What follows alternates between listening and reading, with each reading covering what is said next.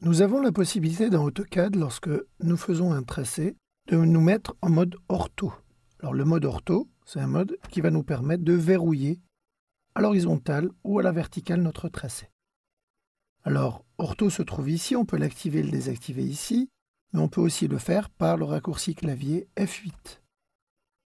Avec le mode ortho, on peut tracer directement nos lignes en mettant les valeurs. Imaginons qu'on mette 150, qu'on remonte de 100, qu'on aille ici de 150. On redescend en faisant clore et on a un rectangle. On a aussi la possibilité de contraindre le mode orthogonal en passant par le mode polaire.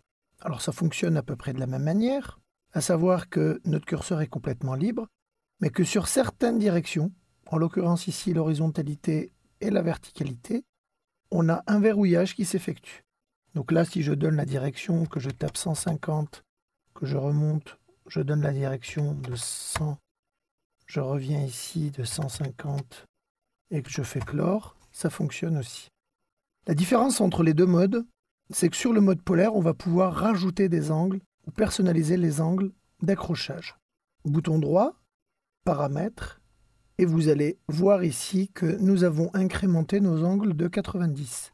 Donc, si je demande une incrémentation à 45, vous voyez que mon tracé va se faire horizontalement, mais va aussi pouvoir se faire grâce à cette incrémentation que nous avons mis en place.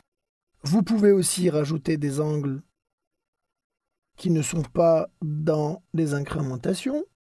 Si vous avez des angles spécifiques, vous pouvez travailler avec AutoCAD. Vous voyez, on a bien notre angle de 22, notre angle de 27. On garde l'incrémentation à 45 et on peut revenir et travailler comme ceci. Donc, je vais supprimer ces angles d'incrémentation, garder l'incrémentation à 45, je dis OK, et je vois que grâce à ça, j'ai la possibilité d'aller faire des tracés. Je vais garder le polaire, j'active Accroche, je vais m'accrocher ici, et que je suis sûr là d'avoir une horizontalité parfaite. Je vais aussi pouvoir activer l'option repérage objet.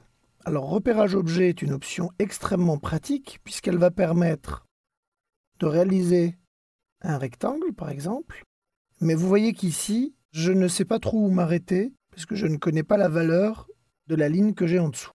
Donc grâce à la commande repérage objet, à la commande polaire qui va me permettre de garder l'horizontalité, je vais pouvoir me rapprocher ici de l'extrémité du segment d'en bas.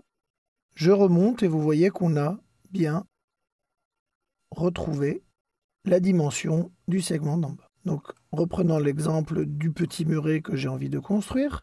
Alors je vais l'arrêter quelque part ici. Je vais donc faire une ligne qui va partir de là, qui va s'arrêter quelque part là, et qui va remonter de cette distance-là. Vous voyez, et là j'ai un tracé parfait.